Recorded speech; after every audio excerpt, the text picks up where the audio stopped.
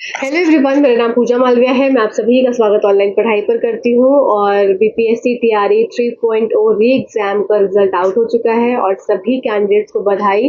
जिन जिन का सिलेक्शन हुआ है, काफ़ी लोगों का टेलीग्राम पे मैसेज आ रहा है कि आपका सिलेक्शन हुआ। बहुत खुशी हो रही है सुन के कि आप सब सिलेक्टेड हो। और कुछ कैंडिडेट हैं जिनका सिलेक्शन नहीं हुआ है, कुछ नंबर से, एक दो नंबर से उनका रह गया है। तो उनके लिए मुझे खुद को बहुत दुख लग रहा है कि उनका भी हो जाता तो आज मैं शायद और खुश होती। और काफ़ी लोगों का सिलेक्शन हुआ है तो बहुत अच्छी बात है, खुशी की बात है। और टेलीग्राम पे जब ऐसे मैसेज आते हैं कि मैम सिलेक्शन हो गया, थैंक यू सो मच, इस तरह से तो मतलब एक मन गदगद हो जाता है कि चलो आप लोग का सिलेक्शन हुआ। और इस चैनल के थ्रू आपको थोड़ी हेल्प मिली, आपकी तैयारी में आपको एक राह मिली। और यहाँ पर कंटेंट जैसा कि आपको पता ही है, सब कुछ फ्री ऑफ कॉस्ट रहता है, तो अभी आगे भी फ्री ऑफ कॉस्ट ही रहेगा।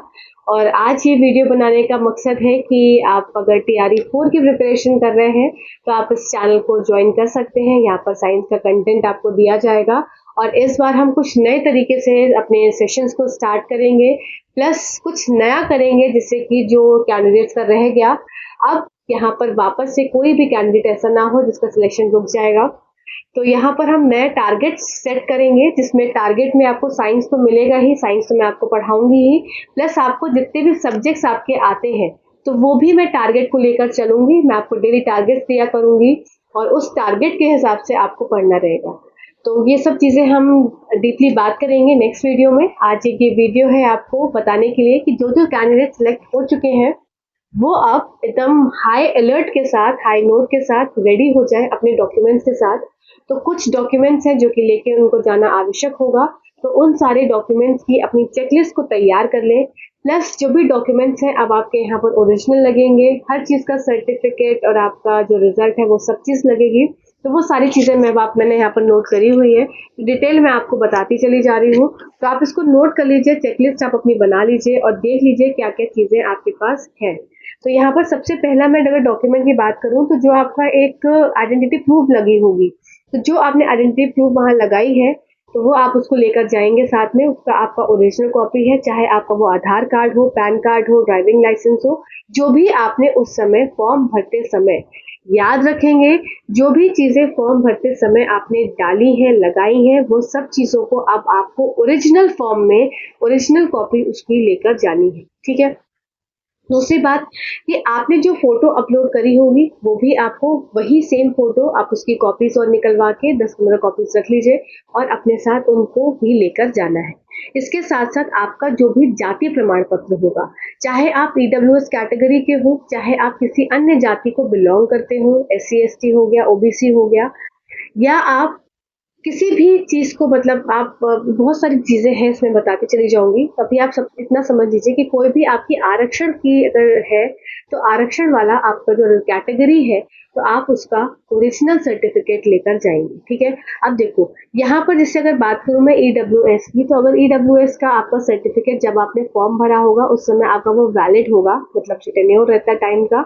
अगर आपका इस समय एक्सपायर हो गया होगा तो भी चल जाएगा, मतलब जिस समय आपको फॉर्म फिल हुआ था उस समय वो आपका एक्टिव होना चाहिए, वो आपका वो टेन्योर के अंदर आना चाहिए। ठीक है। बाकी जाति प्रमाण पत्र आप अपना एससी एसटी वगैरह क्या है वो सब आप लेकर जाएंगे। इसके बाद बात आ जाती है कोई डिसेबिलिटी, मतलब अगर किसी को कोई मतलब कोई डिसेबल कैटेगरी में आता है तो उसका भी सर्टिफिकेट होता है, वो भी आपका ओरिजिनल लगेगा, उसको भी आपको लेकर जरूर जाना है अगर आपने कोई डिसेबिलिटी में अपना फिल किया है फॉर्म। इसके अलावा अगर आप फ्रीडम फाइटर्स के खानदान से बिलोंग करते हैं, मीन्स आपके जैसे दादा नानी नाना कोई फ्रीडम फाइटर के समय फ्रीडम फाइटर्स होंगे और उसके आप उनके उनके घर के सदस्य हैं आप, तो आपने उसका भी फॉर्म में मेंशन किया होगा, तो उसका भी आप अपना सर्टिफिकेट रखेंगे। साथ ही साथ अगर आप खुद भी पुराने, मतलब एक कोई सैनिक सैनिक होंगे या आप किसी भूतपूर्व सैनिक होंगे तो वो भी आप अपना सर्टिफिकेट उसमें रखेंगे अपना। ठीक है। मतलब हर एक चीज का यहाँ पर बात मुंह से नहीं चलेगी, अब बात चलेगी आपके सर्टिफिकेट से, ओरिजिनल डॉक्यूमेंट से। तो हर चीज का आपको अब ओरिजिनल डॉक्यूमेंट रखना पड़ेगा। ठीक है ना। इसके साथ साथ आप देखो ये सब हो गया आपका। हाँ, अब आपका आ जाता है निवास प्रमाण पत्र। तो आप निवास प्रमाण पत्र भी आपका आपके लिए रहेगा, तो ये भी आपको ओरिजिनल रखना पड़ेगा कि आप कहाँ के निवासी हैं। ठीक है ना। अदर स्टेट्स वाले और आपका जो आप बिहार स्टेट के हैं सब अपना रखेंगे अपने हिसाब से। साथ ही साथ अदर स्टेट्स वाले वैसे भी जनरल में काउंट होते हैं, तो उनका तो निवास पत्र से कोई मतलब ही नहीं है, पर हाँ वो जहाँ के हैं वहाँ का उनको निवास प्रमाण पत्र चाहिए होगा। इसके साथ साथ देखो, आप सीटेट और सीटेट की मार्कशीट हो गई या बीटेट की मार्कशीट हो गई, तो ये पेपर 1 वालों के लिए है, तो इसकी आपको डिजी लॉकर पर जाकर आप इसका सर्टिफिकेट और आपका इसका रिजल्ट ले सकते हैं। तो ये दोनों चीज जाकर आपको निकाल कर दोनों चीज रखनी है, सर्टिफिकेट भी और इसका रिजल्ट भी, ठीक है ना, दोनों चीज आपको रखना है। साथ ही साथ जो पहले 2018 से पहले वाले सीटेट वाले हैं वो अपना सब दिखा सकते हैं कि भाई हमें रिजल्ट मिलता था, उस समय तक सर्टिफिकेट नहीं मिलता था, तो ये सब भी आप वहां पर जाकर शो कर सकते हैं। रही बात बिहार एस्टेट वाली, तो ये टीजीटी पीजीटी वालों के लिए एस्टेट होता है, तो ये भी अपना सर्टिफिकेट और बिहार एस्टेट वाला उसमें उसको इंक्लूड करना है। सब चीज का सर्टिफिकेट प्लस रिजल्ट आपको लेना होगा। अगर आपको डेट ऑफ बर्थ को अपना शो करना है कि आपकी डेट ऑफ बर्थ क्या है, तो इसके लिए आपकी 10th की मार्कशीट होती है, तो 10th की मार्कशीट, आपकी सर्टिफिकेट, सारी चीजें आपकी वहां पर इंक्लूड होंगी। ऐसे 12th की मार्कशीट, सर्टिफिकेट, ये सब आपका इंक्लूड होगा।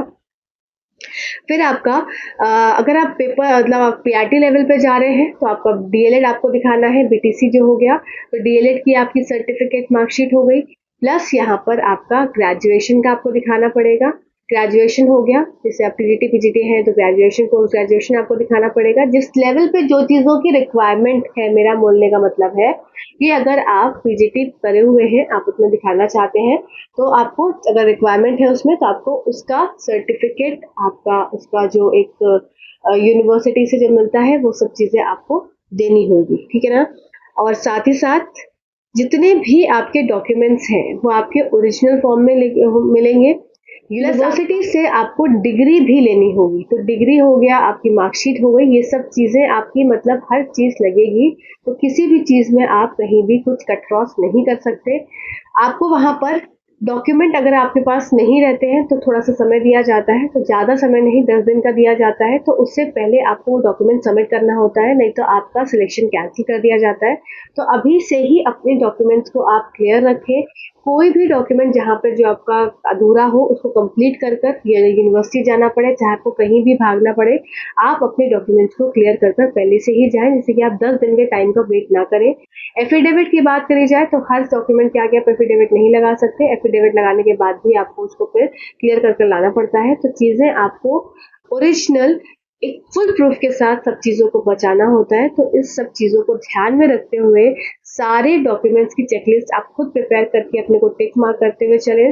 प्लस जैसे ही आपका सिलेक्शन आपको हो गया है, तो आप जब लॉग इन करेंगे वापस से, तो आपको डॉक्यूमेंट का सेक्शन दिखेगा, तो वहां से डॉक्यूमेंट को आपको डाउनलोड करना होता है, वहां पर सील लगी हुई आ जाती है गवर्नमेंट की, तो उस सील को ले जाकर, मतलब उस डॉक्यूमेंट को जो सील लगे हुए हो तो उसको आपको दिखाना होता है। तो ये सारे प्रोसेसेस के लिए अब आप एक्टिव हो जाए। अब आपका काम सिर्फ आपको डीवी के लिए है, और डीवी में अगर आप पास हो जाते हैं तो फिर तो आपको कोई रोक नहीं सकता, पर डीवी में अगर कैंसिल हो जाता है आपका सिलेक्शन, तो फिर आपको वापस से एग्जाम देना होता है। तो इसीलिए डॉक्यूमेंट्स को बहुत ही दिमाग से, बहुत ही होशो हवास में अपने डॉक्यूमेंट्स को क्लियर करेंगे, चेक करेंगे, और फिर जाकर उसको वहां पर एग्जाम जो आपका जहाँ पर भी आपका चेकिंग होगी वहां पर आप उसको चेक करवाएंगे, जिससे कि आपका कहीं भी कोई कंफ्यूजन ना बचे और आपका सिलेक्शन हो जाए, ठीक है। ये आपको वीडियो सिर्फ इतना ही बताने का था, कुछ डाउट रहेगा तो पूछ लीजिएगा, और वैसे बाकी सारी चीजें वेबसाइट पे अपलोड हो ही जाएंगी, तो वो सब चीजें आपको धीरे क्लियर होती जाएंगी, कुछ मेरे तक आएगा मैं आपको क्लियर कर दूंगी। Till then thank you so much for this video, and once again congratulations to all those candidates who get selection, and जिनकी अब ड्रीम्स पूरी हो गई and now they are happy, और जिनका सिलेक्शन नहीं हुआ है वापस से प्रिपरेशन स्टार्ट कर दो 2-3 दिन के बाद फ्रेश होकर, और वापस से आप भी उन सिलेक्टेड कैंडिडेट्स के अंदर आ सकते हो अगर तैयारी अपनी स्टार्ट कर दोगे। उस रेस को मत छोड़ना, जो रेस में चले हो उसको प्लीज मत छोड़ना, सबसे यही रिक्वेस्ट है। जो भी सेलेक्ट नहीं हो पाए हैं कुछ कारणों, 2-3 नंबर कम रह गया, 1 नंबर कम रह गया, कोई बात नहीं, अपनी इस लाइन को, जिस लाइन पे चले थे, जिस लाइन तक यहाँ तक मेहनत करी थी, उसको छोड़ना नहीं है, उस लाइन पे चलते हुए चलते चले जाना है, और देखना आपको भी मंजिल मिलेगी। मेरा विश्वास ये है आपके साथ कि आप सिलेक्ट होगे, अभी नहीं तो नेक्स्ट टीआरई में या नेक्स्ट कोई भी एग्जाम में। Till then thank you so much for this video.